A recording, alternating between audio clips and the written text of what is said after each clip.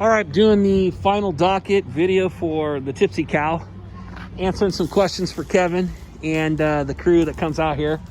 So, first question was, will we be okay doing the asphalt right here? Can we rip it out and put it back without really disturbing this ADA ramp? And the answer is yes, we can still do it and not interfere with this ADA ramp. What we will have to do though is when we get down here, we got to kind of do the same concept of, ramping that up. We could start, back here a little ways if we want to. The water will still travel past this area right here and go into there. But if we make a nice clean strip of asphalt, then we won't have areas like this where it's washed out and it's missing asphalt. Okay, so trying to help the customer out by creating a nice smooth asphalt strip right here, and then that water will just continue to flow, go around it like it did before. It doesn't have to be that wide even. We can just do a little bit of it, but it will clean it up, and we'll still be able to keep the flow of water going in that direction. Now, by cutting that out, we can lower this down potentially just slightly, ever so slightly.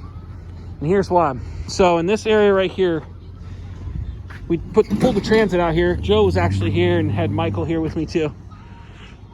We checked the elevation right here was 5 foot 3 inches. Over here, it was actually lower, but then it raised up and it was higher. So the height that was here was about the same height as it was there. And that's why this water is pooling right here. So the transit proved that this area right here is lifted up. And the reason why this is lifted up is probably because of a tree root. The reason why I say that is you can see this concrete right here. This panel is lifted up. And I forgot about that. I remember talking to the customer. He didn't want to replace this panel right now. So I said, okay, fine. But there is something that's pushing that up. And more than likely, it pushed this concrete up. And that's why the water's not flowing out. Okay? So we're going to stick with the game plan of doing the asphalt down that strip. So we'll cut out that area like we said before. We'll take it a foot back. We'll take the bark, throw it up into the landscape here. But we'll have to take it down a couple inches. We'll take out the 2 pipes. We'll dispose of the pipes. And we'll get as close as we can to the wall here. I mean, we could use an angle grinder and try to do an angle cut and then just try to pop it off, as we take this out. But I would just say we get our saw as close as we can to this wall and just do a nice clean cut all the way down.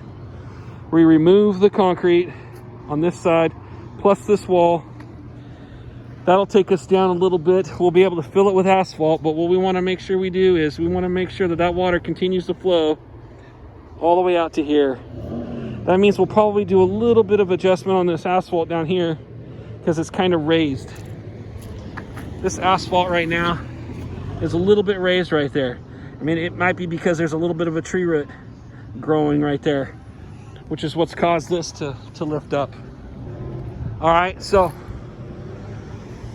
5 foot 3 inches there. It's 5 foot 6 inches here. So we've got about 3 inches here from there to there of fall. It's not a lot, but it's enough to get the water to flow down here. And mind you, I put that on top of this little asphalt bump. So if we fix this, it could be lowered a little bit. We might be able to get a little bit more fall on that. Okay. So just confirming that we'll be able to get water to flow all the way through here after using the transit on here. Okay, that should help. All right.